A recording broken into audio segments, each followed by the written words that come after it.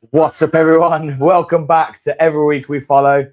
So today we are in a lovely travel lodge. Well, fuck! Just almost fell off the bed. Please top me up. Thank you. Thanks, top me up. Yes, we went to a gig last night, so we are both a little bit worse for wear. And if you were at the Tottenham Hotspur Stadium, we bumped into a couple of lads who were Villa fans, and we were chatting to them afterwards. So big shout out to you guys. Thanks for subscribing. My ears and my throat are fucked, mate. How are you feeling? I can't hear. Oh yeah, I can't hear very well, if I'm honest. But oh my God, did a lot happen yesterday. To be honest, we haven't done a pod for a little while. We've been quite busy with various different things. Obviously, there was all the England stuff. England are in the semi-final of the World Cup, playing against Argentina on Saturday. No idea how coming home. Oh no, it's not coming home. No, I fully expect us to not win that game, if I'm honest, or at least penalties. I expect the lottery of penalties. And then, yeah, so let's just get on to the main news. Yesterday, all this stuff break. I texted Gary in the morning going, Tielemans is going Man U. And he's like, what? Where you heard that? And then my phone got flooded with fucking Sky Sports, Talk Sport, the Athletic. And then Fabrizio Romano announced it on TikTok as well. Mate, I don't know about you. Okay, so let's break it down. If we break it down, like the business side of it makes sense, right? He's approaching 30. We got him on a free. It's pure profit. All that nonsense I get, right?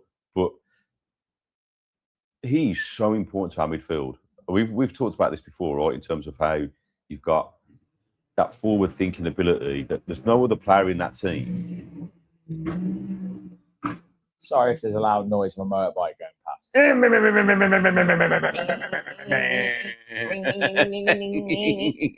Crazy fucking drove past. Yeah, and it just pisses me off that we've got to sell our best players. You know, whoever was going to go in the summer, like he has been so integral to.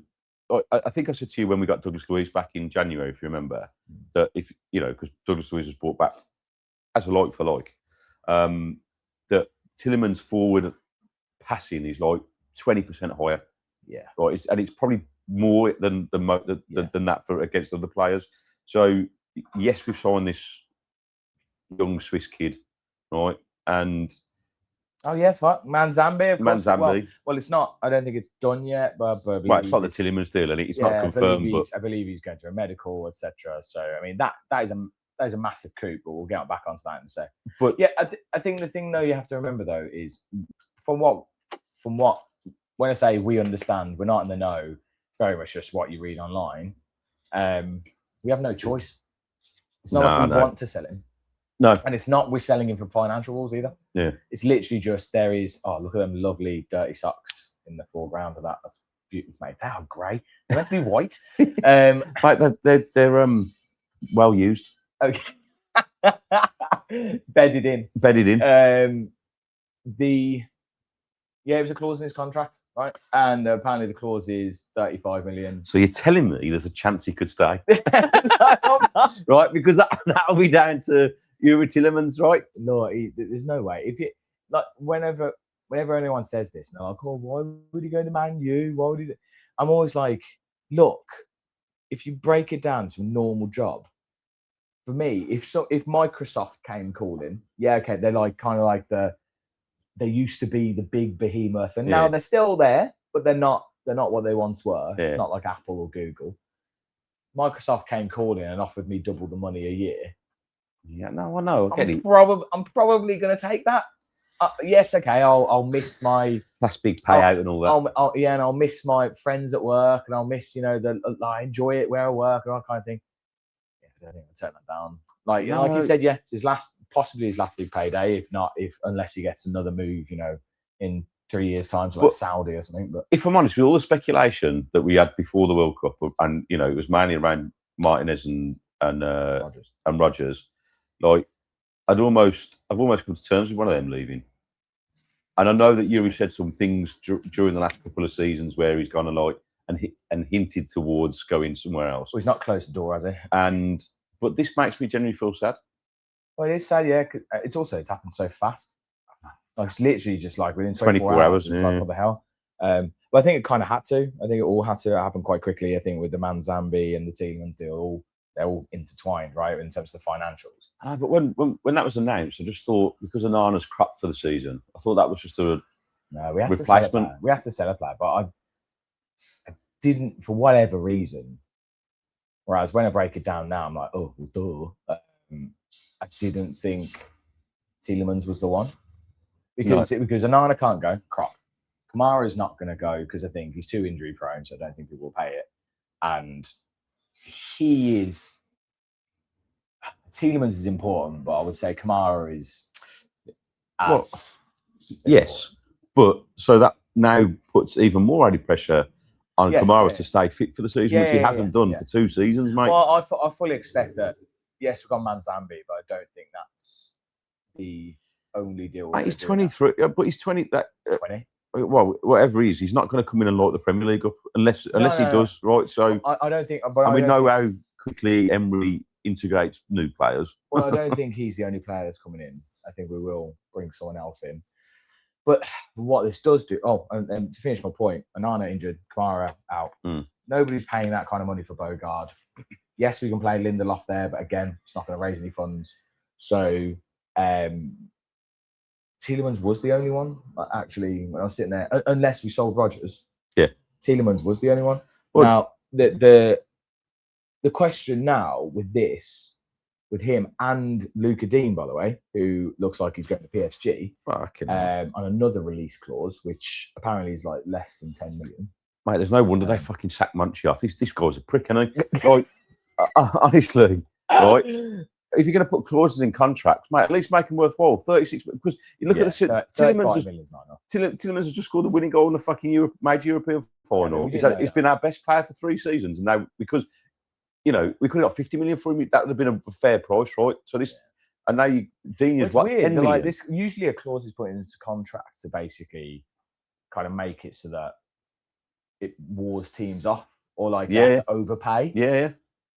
35 mil is not overpaying, in my opinion. It's like 50 mil will probably be overpaying. He's probably worth about 40. How's it Emery allowed that from Munchie? Because if Munchie's, but how was Emery? Do you know what I mean? We don't know. We don't know all the ins and outs. But it looks like he's going. I think it's more frustrating because he's going to Man U. Fucking Man U, man. He pisses me off. I fucking hate him. Or they do it. This is the trauma from the 90s, mate. At least it's not Spurs though. Oh God, that's even, mate. I was so hoping that stadium would be burnt to the ground yesterday. Yeah, we had a few fans because Gary.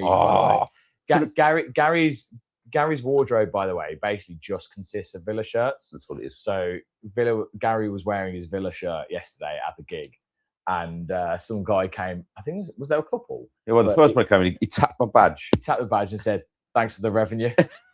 I was fucking, mate, it pissed me off so much. I wanted to chase him through the crowd. By the way, if you are still here, please do subscribe, like, hype, all that kind of stuff. If you are new here, and let us know in the comments down below as well. Every week we follow on tour. Yeah. How are you feeling about Youri Tielemans, Luca Dean, Manzambi, all this kind of stuff? Are you excited? And this is the thing, the Manzambi thing was exciting. Well, and then yeah. But at least there's Villa stuff to talk about. I hate this fucking time of year, mate, with all this bullshit speculation. So, I'd rather these deals now get confirmed because fucking, we're back at pre-season now. The lads were there yesterday. Good to see them, turn up. We've still got the likes of Ross Barkley and, is he going to pay I think he's going to Coventry. Really? That's what I've heard. Oh, I've not heard that. But until it happens, but you know what was painful to see the players arriving. One was Matty Cash's hairdo. He looked like me. I was like, fucking hell, what's he done to his hair? Right? I know he's gone to Turkey to kind of, what was right? Anyway, right? He looks a bit scary. But the worst thing was Leon Bailey. Yeah, mate, Leon fucking Bailey. Go away! Leave us alone, Leon. Yeah, Leon. But I think I was saying to you yesterday, I had a very, very late McDonald's. 20 chicken nuggets and a double cheeseburger. 20 chicken nuggets. I couldn't eat and a them. double cheeseburger. When he was telling me about it, I was like, why are you ordering 20 chicken nuggets? It serves 4. And he decided he was going to have that. But that wasn't enough. He had to have a double cheeseburger. Like I was saying to you yesterday about it, is that Emery's surely... I want to say we are going to get another winger, but we need to sell Gasson. Yes, 100%. I think Bailey's more of a winger than that Emery wants than Gasson. And Bailey's done it before. He's shown us he can do it. Yeah, and I think so was it Amy or someone said it was no, I think it was maybe it might have been Pre, and it was like he's a 1 in 3 season player. So this is the 3rd season. So maybe he's gonna turn up. Who knows? But all I'm gonna say is that he's shown he can do it. So Emery's obviously going, what do we need to do to get this player back to what he was 2 seasons ago? Because he was electric. But I said to you this yesterday, if you remember, like it's not his ability. I think it's his mentality. Yeah. And he's got distracted by his mentality. Amazon. It's not Prime. Mentality. Yeah. This is prime mentality. You can bottle that. You can bottle it and sell it. This is prime mentality. Don't talk to me about mentality. Gabriel Clark, knobhead. And so maybe, but it's such a risk because of the expectation now, right? And this season's massive for us because if we can achieve what we did every season. Well, no, but in terms of being actually able to spend some money, mate. Like so, to get Champions League football again this year, right, and potentially win a domestic trophy, or it's going to be so hard. Yeah, it's going to be. Of course, it's going to be so hard.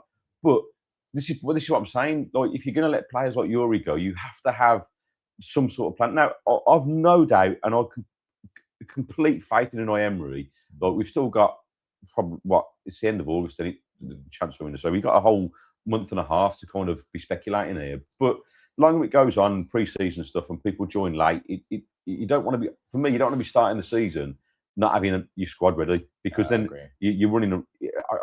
The World Cup's not helped. No, of course, we knew that at the start. The World Cup's delayed everything, and only now I think starting to move because majority of clubs are out of it. So that's what happened with Tielemans deal. And as soon as he was knocked out, bang, he's just gone out. I mean, Luca Digne's still in there. He's still in it, but I'm guessing he can do discussions with PSG. It's the question that raises in my head is before the whole Tielemans thing and all this kind of stuff and the Digne thing was maybe we don't need to sell Rodgers. Like maybe we'll actually try and keep him. I do think. I still feel like he probably will go, but I think it will be one of those ones that will run the length of the window. And the problem with that is the longer it goes on, the less time we have to do something with that money. And if we do want to do something with that money, we basically have to have stuff lined up and go to the players. Just wait. Yeah, we can't get the money. We need to wait because we need to get the money together. I think the same happened with Conor Gallagher. I think, if I remember rightly, it was basically we were like, we can't do the deal yet. And so the problem with that is that if they're players who are good quality, they're going to be in demand. So they're not going to sit there waiting. They're going to be like, well, no, someone's just put a contract in me. You're relying on the morals of football players. Yeah, it's just not happening. But yeah, with the Tielemans thing and the Digne thing, I'm like, well, and Onana's injury. I think Onana's injury was a big one.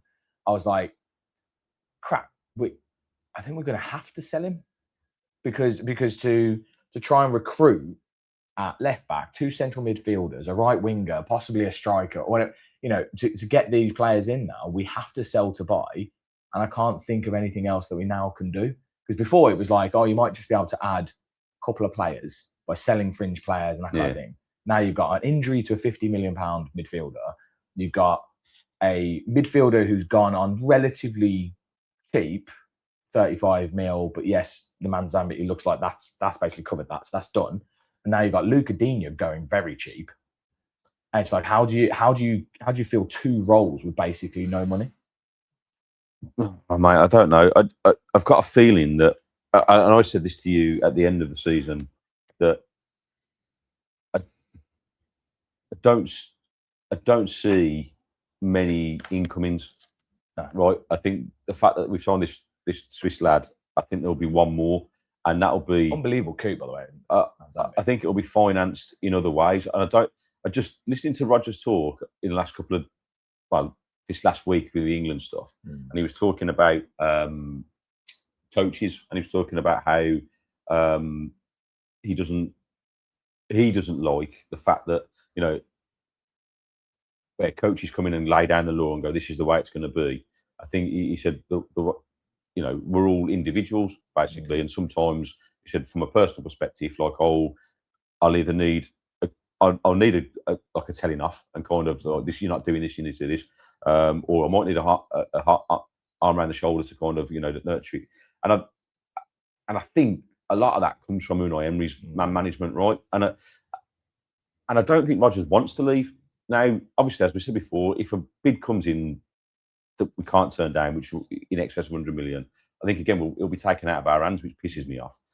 But I genuinely don't think he wants to leave. And I think the club are going to do as much as they can to keep him. I think he'd be happy to. I don't think he doesn't want to leave. I think he'd be happy to stay. Yeah, it's slightly different, right? So, like, and I think you talk about that. Mikel Arteta will give him that, right? Like, Arteta's a brilliant man manager. He's very like arm around the shoulder. He's a similar ilk to Emery, like, in terms of, you know what I mean? Fucking shit coach though. Fucking 200 billion to fucking win one league. Fuck off, knob.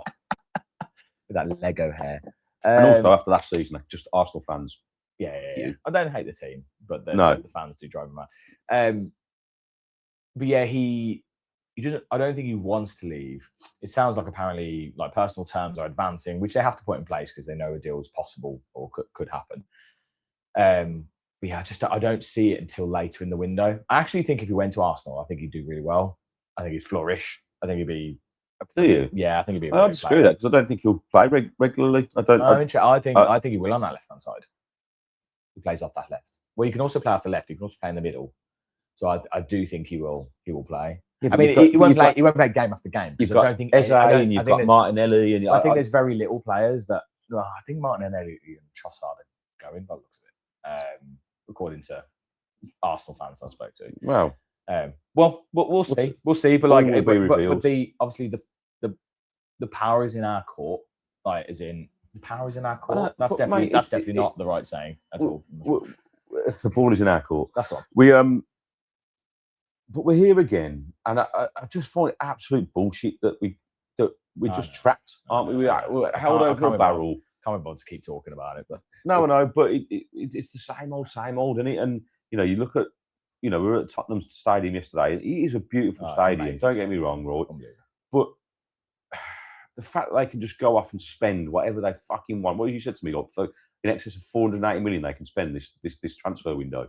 Not just this one, mate. Every year. Well, yeah, because of amortization and stuff, they can literally basically spend about 480 mil or 460 mil every season because their revenue is like 650 million. Yeah. Because of events and NFL games and all that stuff. Yeah.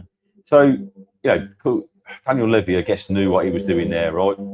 Because, you know, you think Spurs had 20 years of nothing, mate. Even with Harry Kane and Son, they didn't win anything today. And, you know, but that stadium was the priority. And now they could take over the world. And then that pisses me off that we should have relegated them that game at fucking Villa Park. And I think I said to you, I knew this would happen, you know, and you know, it's not guaranteed success. Like, they've spent a lot of money, but I said to you yesterday, and I'm not convinced De Zerbi is the guy that's going to take them to the promised land. You know, he's had money at Marseille, and you know, and he did really well at Brighton. He was good at Brighton, limit thing. I give him that. He's a good coach, but it's a bit like the Thomas Frank situation. I didn't, you know, when you're expected to win and do something, like, he did a good job of keeping them up, fine. But now the expectation is to go on and actually fucking challenge, right? And challenge for Champions League, if not the league. And I don't see him doing that. I think they will struggle. I think ultimately because he's not used to doing that. He hasn't got experience in doing that. And I hope they crumble, mate. And I hope it all falls apart. It'll be a really interesting season with managers because... but I'm jealous of the financial stuff. Yeah. But there's a lot of change. So obviously we've talked about the fact that basically Villa, probably over the last 2 seasons, have capitalised on transitional seasons for some of the big six. So Man U, Spurs, Chelsea, and Liverpool last season. And they're still in this transition. So Man U, and they Man City as well, because they're going to be in Man City as well. Yeah, you're right. So Man U have got this period now where they've got a manager who did very, very, very well at the end of last season. So well that he was nominated in freaking managers of the season, even though he'd only managed 11 games or something, or 18 games, I think it was. So Carrick obviously is going to have the test now of not only Premier League football, Champions League football, domestic cups, all at once. So you're going to have to see how he does there. You've got Spurs with Zerbi and spending all this money, so there's going to be a hell of a lot of pressure on him. Yeah. It's also the case where Spurs just don't give you time. So if he doesn't, well, they did with Frank, but if he doesn't do it if he isn't looking like he's doing it within the first 6 months, he's probably. Well, they give Frank that, right? Because he got up till January, didn't he? And then they got rid of him. It was always longer than we thought, I think. Yeah. And then obviously Man U, Carrick. You got Liverpool with Areola. Yeah. It's like, don't know how that's going to go. Like the transition there. Again, great coach, mate, but the expectation it's a whole other level. It reminds me quite a lot. It's not the same manager of Cooper. Oh, for Forest, Steve Cooper. Fuck no, sorry. What am I on about? Potter. Graham Potter at Chelsea. Yeah. It reminds me quite a lot of that. And the Frank move. Yeah. Or the Nuno move. Good coaches, right? Yeah. Who know the game and at lower clubs you have that free reign, right? And there's no pressure to the expectation is just stay in the fucking league. Really, that's what it is, right? Yeah. And like I said, the difference of being pressured into because fans turn the board are going to go, well, actually, we're investing all this fucking money. We need it's got to be top four, haven't you? Yeah. So, but then obviously Maresca, Man City as well. The only ones who in the top six, not big six, that have got a level of stability and consistency is Arsenal and us. Yeah. So, mate, we're going to win the league. Going to win the league. Let's go win the league. Let's go win the league. Let's go win the league. Mate, let's win the league, win the Champions League, and just have the greatest season. Last season was the greatest season ever. Yeah. This season's going to be even better. Well, mate, the crazy thing is, right? I mean, obviously people will laugh at that, right? But we were in it. We were in it. We were in it. As much as you don't want to say we were in it, we were in it. We were in the race until those injuries. We were in it. And we've got Unai Emery, and I think that's what Unai Emery believes he can do, mate. Yeah. Like, he believes in dreams. I think his next phase is, right, we've won a European trophy. Now let's go and get another. Let's go and fucking win the league. I think he's got a point to prove. Like, I really do. And, like, we're going to need something. It's two things have to happen. We need at least another couple of signings, right? But we also need now the players that do end up staying, whoever stays, whoever goes, right, clean out, whatever, whoever stays. And he's done this season on season. He's managed to get levels out of them, right? And they've raised the levels. And now we've got to go again. And we've got to do it again for a third season in a row. And if they can do it, then it just changes the dynamic of our club completely. To get Champions League football 2 seasons in a row. That's the thing. That's the one. Is the one that kind of... I mean, let's face it. We should have had it 3 times in a row. We should have had it 3 times in a row. Fucking Man United, you fucking knobheads. Don't blame Man U. It's the ref. Well, VAR and all that. Well, it wasn't just that game, was it? Let's be honest. No, but it was tough to take because we just needed. Anyway, look, it's in the past, and we've got to focus on. But it's all. I said it so much last season. We were so close to greatness, to breaking this conglomerate of fucking arseholes that are at the top, right?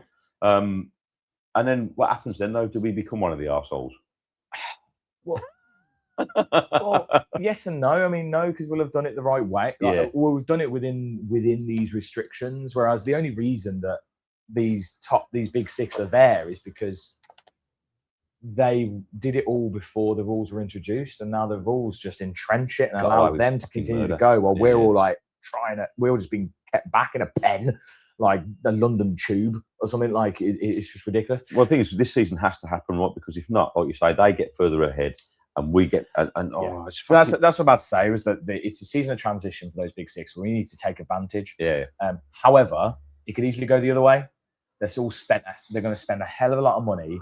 They could easily just end up being the top 6 again. Yeah. And we end up kind of in that trying to get that Conference League spot or top 8, like kind of thing. It's just frustrating. And obviously, you got teams like who underperform. Like you got teams like Newcastle and stuff who should be doing better, but they're just. Mate, Maya. Look, we're bad, but Newcastle, mate, their transfer windows. Well, they're losing all their fucking players, mate. Yeah, Anthony Gordon's gone. Looks like Guimaraes is going to go to Arsenal. It looks like Isak obviously went last season. Yeah, like that. Tonali. Yeah, Tonali to Spurs. 100 million for him, mate. I hope he bets his life away in the big jail. 270 grand a week, I think he's on. 270 grand a week. By the way, hilarious piece of thing. I don't know if anyone, I don't know if I told you. I think I told you. Obviously, with Marcus Rashford, so when Man U got Champions League, they all got a pay rise. So Marcus Rashford is now on 325 grand a week. He's not even playing for them. Oh, he is now. He's back at Man United, isn't he? Yeah, it doesn't mean he's playing for them. Well, no, but mate, I don't think he's going to play. 325 grand a week. Yes. I'd sit on a bench for 325 grand a week, mate. Yeah, park bench. Yeah, you know. Anyway, I don't know what else there is to talk about.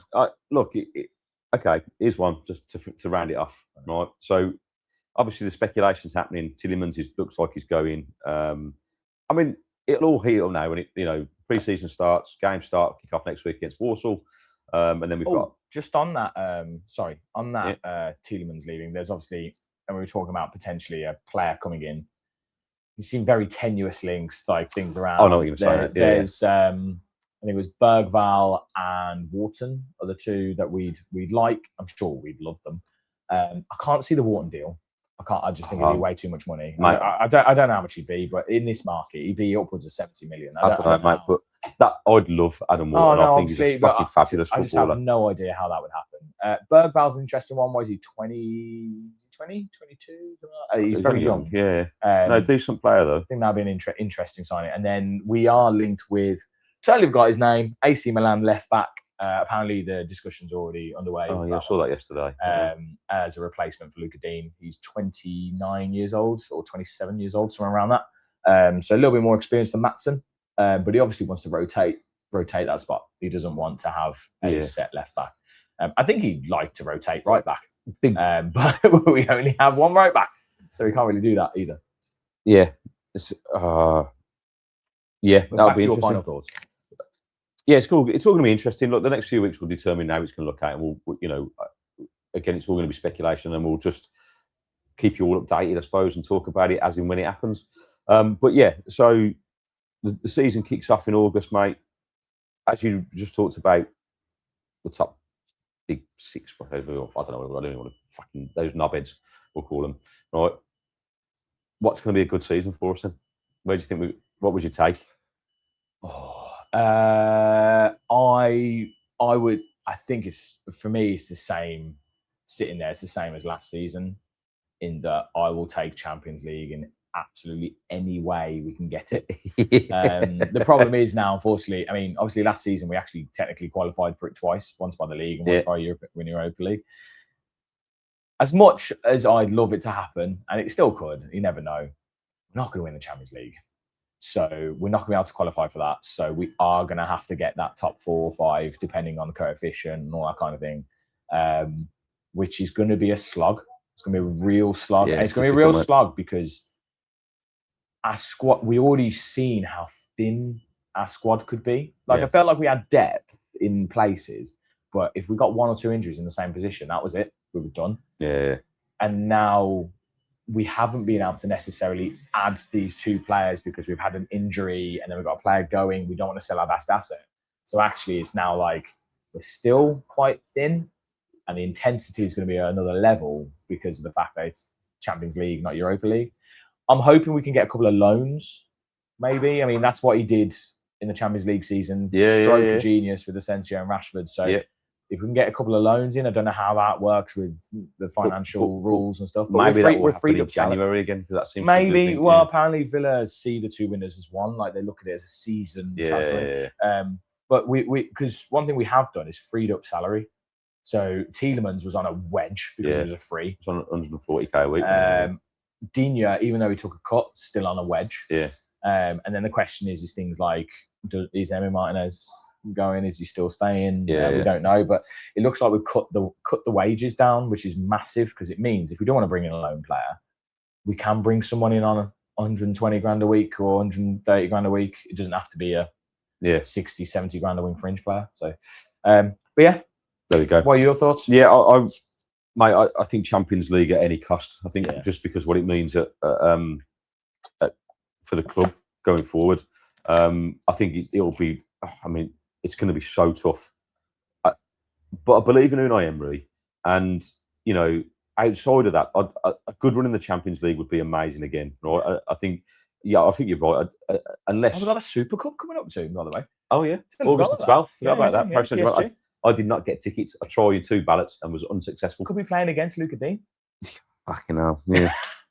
Happy days, right? Yeah. Be interesting though, because how much time are these players getting off after the World Cup to go and play in the Super Cup? 2 weeks. Yeah, it's going to be tight, isn't it? But yeah, if you go to Salzburg, have a great time. I hear it's a beautiful city. My mum's holidayed there for years. She loves the place. Yeah, yeah, gutted not to be going, but you know, I went to Istanbul. Yeah, so you actually, did you hear that? I didn't know that. In case you didn't know, did you know? I went to Istanbul. I didn't know that. Right, I'm still there. Yesterday we went for a beer before the concert, and they were selling Fs. And if you were in Istanbul, that is a local beer of Turkey. It was fucking beautiful. So we indulged in one of them, which was lovely. It was a very nice beer. And I'm just still there, I guess. But no, look, if we could get Champions League and win a domestic trophy, right? You know, because why can't we talk about things like that? We've had 3-4 really brilliant seasons of pushing forward, and we've got a world-class manager. I just hate this lull of between now and the start of the season where we don't know what our squad looks like to be. So this prediction is really difficult. But I'm just talking off the top of my head, and we'll do it again maybe as the season kicks off and we know what we're going into. So yeah, I'm looking forward to it though, because the World Cup's nearly over. Obviously, England have got to play Argentina, and it's France versus Spain tonight, which the last time they played, which in the Nations League stuff, it was fucking 5-4 to France. No, 5-4 to Spain. Sorry, wow. And Spain went 4-0 up. I think it was. I can't see Spain conceding 4 goals. Oh, mate. They've got a front 4 to deal with that is electrifying. So we'll see. But you saw, was it France struggled against Paraguay, didn't they? 1-0. Well, yeah, but Paraguay, mate, were fucking beating up with batons and stuff. And that's what Spain need to do. You know, yeah. It's interesting if we can somehow get past Argentina. Right? If we do get to the World Cup final, I worry that we've got to play better. We've got to play better to get past. Mate, the fact that we've got to a World Cup semi-final and not played well, really. We played well for 45 minutes against Croatia in the second half, I thought. Other than that, we've really struggled. But, you know, like I said, it's all about results. It's not about performance, right? And that goes for club and country. So good luck to England on Wednesday. If you're watching, stay safe, and we'll see you on the next one. And as always, every week we follow the boys in Claret and Blue. Peace. See ya. Hope everybody gets notification. Bye.